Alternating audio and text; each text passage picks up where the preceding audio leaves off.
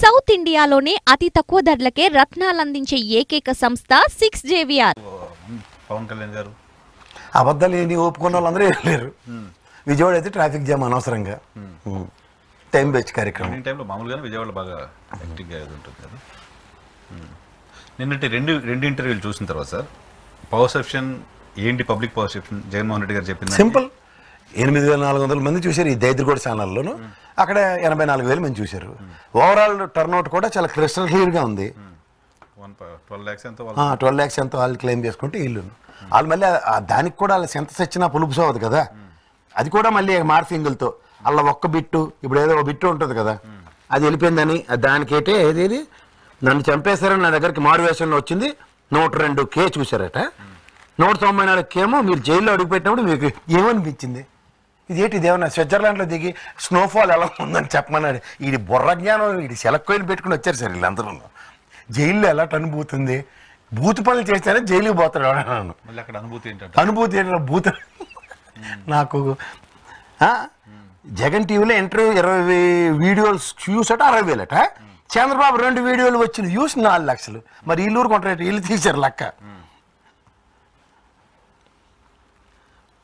11,73,205 వ్యూలు వీళ్ళు ఉంటే ఆడు 54,000. సో జనరల్గా జగన్మోహన్ రెడ్డి నిన్న చాలా ఇష్యూస్ని క్లియర్ చేయగలిగాడు అని చెప్పి అనుకోవచ్చా సార్? ఇందులో క్లియరింగ్ మీకు వచ్చి ఒక విషయం నేను సింపుల్గా చెప్తాను సార్, ప్రజలకు కూడా అర్థం అవ్వలేదు. నిన్న కొంటించి నేను చెప్తున్నాను కూడా. ఎగ్జామ్కి పుస్తకం అంతా చదివాడు సార్ ఒకడు వచ్చేవాడు. వీళ్ళు పింక్ స్లిప్లు ఎర్ర స్లిప్లు అటు ఉంటాయి కదా, ఇవి క్రిటికల్ చాప్టర్స్, మేబీ ఇందులోంచి క్వశ్చన్స్ వస్తాయని రాత్రి కూర్చొని రివిజన్ చేసుకోవడానికి కూర్చున్నాడు. ఎవడో నాలాంటి తెలివి తక్కువ మేలంగాడు వచ్చాడు. వచ్చి అరే ఈ 10 క్వశ్చన్లు వచ్చేట మన మాస్టర్ గారు చెప్పారు చదువురాయిదని. ఆడేడు చేశాడు, ఈ రివిజన్ పక్కన పెట్టి ఈ 10 క్వశ్చన్లు చదివాడు. తెల్లారి ఎగ్జామ్కి వెళ్ళాడు. వెళ్ళగానే ఈ 10 క్వశ్చన్లు లేవు. ఆడు ఫస్ట్ పావు గంట నన్ను అమ్మనా బూతులు తెడ్డానికి వాడతాడు. తర్వాత చిచే నా ట్రైన్ అంతా వేస్ట్ అయింది, ఇదంతా 15 minutes పోద్ది. తర్వాత వాడు ఇది ఎగ్జామ్, ఫైనల్ ఎగ్జామ్, ఏం చేయాలనుకుని వాడు ఏం చేస్తాడంటే ఒక 15 నిమిషాలు ప్రశాంతత తీసుకుని చదువుతాడు. అరే చదివిని వచ్చే కదరా ఉండని అందులో ఫస్ట్ క్వశ్చన్ కాన్ఫిడెన్స్ లెవెల్స్ పెంచుకోవడానికి బాగా చదివింది ఆన్సర్ రాస్తాడు. అలా మొత్తం పెన్ను ప్రవాహం ఆకుండా ఎగ్జామ్ కంప్లీట్ చేస్తాడు. రిజల్ట్స్ చూస్తాడు, ఫస్ట్ క్లాస్ వస్తుంది. ఇది వైఎస్ఆర్సీపీ. ఈ 15 నిమిషాల టైం నాలాంటి కోతి పనులు చేసిందంటే ఈ లోకేష్ లేటాడు, ఏమీ తెలియని బపరాజమానం బజిపోయింది పవన్ కళ్యాణ్ లేటాడు, పేలిన అసందర్భ పేలాపనలు. నేను జగన్మోహన్ రెడ్డి ఒకే ఒక మాట్లాడాడు, ఇది దమ్ము ధైర్యం ఉంటే నరేంద్ర మోడీను అమిత్ షా సమక్షంలో మాట్లాడమని. ఈ ఏం చేస్తాడు నరేంద్ర మోడీ, అమిత్ షా చాలా తెలియనాడు. వీడు తగులుకుంటాడు రాబద్దాల మీద అనగానే బాయ్ బాయ్ నాకు చాలా అర్జెంట్ పని ఉందని గుజరాత్లో ఓటు వేయాలంటే పారిపోయాడు నరేంద్ర మోడీ. అమిత్ షా అయితే ఆ చేతులే పట్టుకోండి, వెళ్ళి దూరంగా వెళ్ళు, మళ్ళీ వెనక నుంచి పాట అంటారాని వాడివని దిగులు చందకు అని పాట. ప్లీజ్ మీరు this is Eha channel, not ABN please. ఇది ఈహా ఛానల్ సార్. ఈహా ఛానల్లో కూడా మీరు జర్నలిస్ట్గా మీ ఛానల్లో మీరు రోలెక్స్ వాచ్ స్థాయికి ఎదిగినా సరే మీరు ఇంకా ఆడే రోలెక్స్ పెట్టుకున్నాడని ఆర్మీ పడి ఏడిస్తే నేనేం చేయలేను. సేమ్ అదే బాధ మీకు మళ్ళీ చెప్తున్నాను. ఈహాలో స్వతంత్ర ప్రతిపత్తి సాధించుకుని మార్గదర్శిలో జాయిన్ అయితే రోలెక్స్ వాచ్ కొనుక్కోండి, అసలు పబ్లిష్ చేయండి. అప్పుడేం తెలుస్తుంది స్థాయిలు ఎలా పెంచుకోవచ్చో జైలు నుంచి బయటకు వస్తే అని. జైలు నుంచి బయటకు వచ్చినా ఇంకా బొరపెరగందరూ కంటే చంద్రబాబు నాయుడు. మరి లేకపోతే మీరు ఇంకా అక్కడే పాత బంధాలని పెట్టి కూర్చుంటే అదొక ఒపీనియన్ ఉంది మీకున్నది ఇన్ఫర్మేషన్ సార్. నాకు సార్ ఒక నేను ఇందాక నా ఒపీనియన్ నేను చెప్పాను కదా, నన్ను 10 క్వశ్చన్లు ఇచ్చిన ఒక నాలాంటి పనికిమాలి లేదు అంటే వీళ్ళిద్దరే చెప్పాను. ఎందుకంటే ఆ వాయిస్ కాల్ కూడా ఎవరితోనే చేయించు. నాకు ఇప్పుడు వినోద్ గారిది పంజాబ్ నుంచి కాల్ వచ్చింది, నాకు ఓటేయండి అని కరీంనగర్ ఎంపీ గారు. ఈ తెంగరోళ్ళు తమిళనాడుకి కర్ణాటకకి కాంటాక్ట్ ఇచ్చినా సరే ఈడి గొంతుకు ఎట్టుకుని చెప్తాండి. ఇటు తెలివి తక్కువ లోకేష్ వాయిస్ కదా, నాకు లోకేష్ వాయిస్ వస్తుంది. ఇప్పుడు మన భువనేశ్వర్ గారి వాయిస్తో వస్తున్నాయి, చంద్రబాబు నాయుడు గారి వాయిస్తో వస్తున్నాయి. నిన్న వచ్చిన కాల్ చాలా సర్ప్రైజింగ్ అనిపించింది, చెప్తా మీకు. మీరు వాలంటీర్లకి గిఫ్ట్ ఇవ్వాలనుకుంటున్నారా? అయితే టీడీపీకి ఓటేయండి. ఎందుకంటే టీడీపీ గెలిస్తే వాలంటీర్లకు జీతం 10,000 అవుతుంది. సో వాళ్ళకి గిఫ్ట్ ఇవ్వాలంటే మీరు టీడీపీకి ఓటేయండి అని చెప్తున్నారు. అసలు వాలంటీర్లే అవసరం లేదనుకుని వాలంటీర్లను కూడా ఎలక్షన్ క్యాంపెయిన్కి వాడుకోవడానికి IVRS కాల్స్ ఎందుకు చేస్తున్నారు సార్? మీకు మళ్ళీ నేను చెప్తున్నా, వాళ్ళు అబద్ధాల పునాదుల మీద అబద్ధాల పేకమేడలు కట్టి వాళ్ళు నిజం మాట్లాడడానికి దమ్ము ధైర్యం లేక మళ్ళీ అదే పాత ఓల్డ్ సిలబస్ ఊకెళ్ళి బాబాయ్ అని మళ్ళీ రెన్యువల్ చేసుకుని వ్యవస్థలు ఏం చేస్తే మమ్మల్ని ఏమీ చెయ్యవు, ఎలక్షన్ కమిషన్ అయితే నిమ్మక నీరెత్తినట్టు కూర్చుని ఉంది. వాళ్ళకి ఏం పర్లేదు, మనకి మ్యాచ్ ఫిక్సింగే. అలా ద్వివేదీలోకి లాస్ట్ టైం వెళ్ళి ఆన్గోయింగ్ స్కీమ్స్ ఆపేశారు. ఆపుతారు. తెలంగాణలో అయితే ఆపరు, ఇక్కడ ఆపుతారు. పసుపు కుంకుమ ఎలక్షన్ షెడ్యూల్ వచ్చిన తర్వాత వేశారు. అదే మీకు అదే చెప్తున్నాను సార్, జరుగుబాటు అంత సుఖానికి అలవాటు పడిన తెలుగుదేశం గవర్నమెంట్. ఎందుకంటే వాళ్ళు ఏం చేసినా జలమణి అయ్యేంత ఉదంతాలు ఉన్నాయి. పసుపు కుంకుమ ఎలక్షన్కి ఎన్ని రోజుల ముందు ఇచ్చారో చూసుకోమని, షెడ్యూల్ వచ్చిన తర్వాత. అప్పుడు లేని అప్రహెన్షన్ ఇది 58 నెలలుగా నిరంతర ప్రక్రియగా జరుగుతుందని ఆపడానికి అంటే వ్యవస్థలు ఎలా సహకరిస్తారు ప్రజలు గ్రహించమనండి. ఇందులో తప్పు ఏంటంటే 64,50,000 ముసలోళ్ళు నానా తిప్పలు పడతాలు పెడుతున్న శాపనార్థాలని పక్కదారి పట్టించడానికి మిగిలిన పథకాలను కూడా రిస్ట్రిక్ట్ చేసి, so as if election commission ఏదో చేసిందని వీళ్ళని పరిరక్షించుకోవడానికి చేస్తున్న ఒక కుటిల ఎత్తుగడ. This is very ridiculous. మీకు ల్యాండ్ టైటిలింగ్ యాక్ట్ మళ్ళీ చెప్తున్నాను సార్. ఇప్పుడు కుప్పంలో 4 బెనామీగాళ్ళు ఉంటారు, పిఏగాళ్ళు చంద్రబాబు నాయుడుకి. వాళ్ళే మొత్తం అంతా మేనేజ్మెంట్ షో, రెవెన్యూ డివిజన్ కూడా చేయలేపారు. 4 నేను ప్రూవ్ చేసేస్తాను. కుప్పం తీసుకెళ్తే ఫీట్ తన్ని మరీ ప్రూవ్ చేయగలను. నాకు తెలుసు, నేను తెలియకుండా ఏం లేను, నేను తెలిసే మాట్లాడతాను. నేను దానికి ప్రూవ్ కూడా చేయగలను, అదే ప్రూఫ్స్ లేదని మాట్లాడను కూడా. రెండోది, మీరు టాపిక్ డైవర్ట్ చేస్తారు, మీకు అది ఇంకా అలవాటు అయింది, రోలెక్స్ వచ్చినా సరే.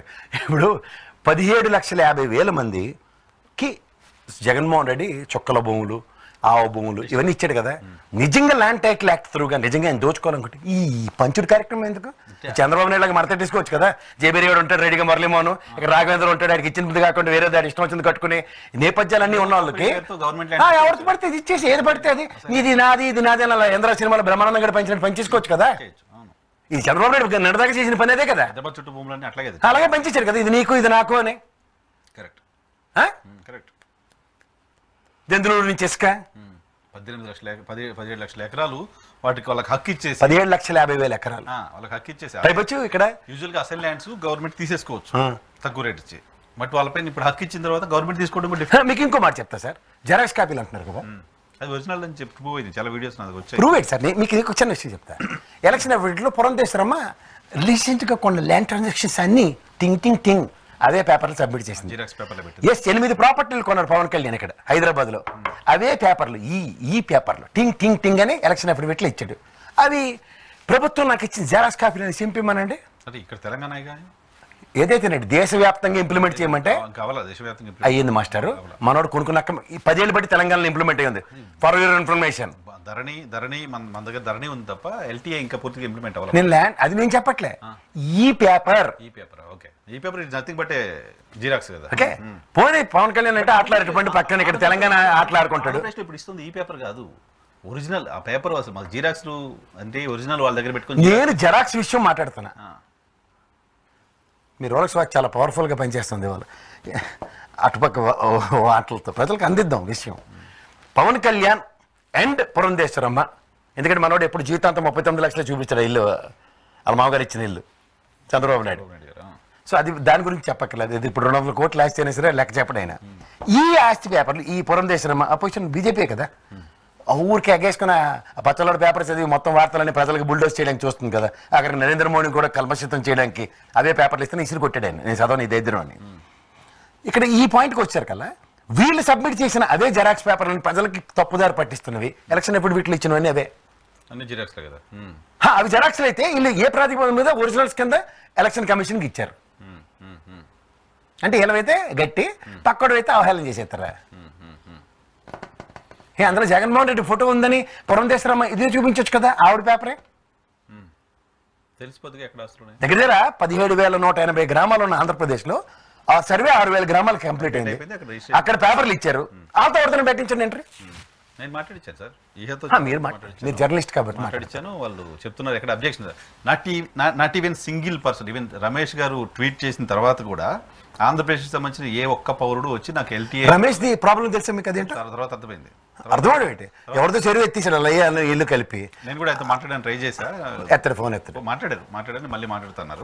చేయగలేదు, ఇంటర్వ్యూ ఇవ్వలేను, సభ్య సమాజానికి వచ్చి నేను నిజాలు చెప్పలేను. నాకు పరిచయం బాగా, అందరికీ పరిచయం. మాట్లాడాను, తర్వాత మాట్లాడుతాను. సరే పక్కన పెడితే ఇక్కడ ఒక set of team including retired IAS officers వీళ్ళందరూ కూడా ఈ పర్టికులర్ కొన్ని ఎలక్షన్స్ విషయంలో అగెనిస్ట్ జగన్మోహన్ రెడ్డి గారి మీద చాలా ప్రోయాక్టివ్ గా పనిచేస్తున్నారు. Set of retired IAS officers, నిమ్మగడ్డోడు, ఈ జయప్రకాష్ నారాయణ, ఈ సివి రమేష్ లెటర్లు. మర్చిపోయినా ఏబి వెంకటేశ్వర గారు మళ్ళీ డ్యూటీలోకి వచ్చారు. Very good.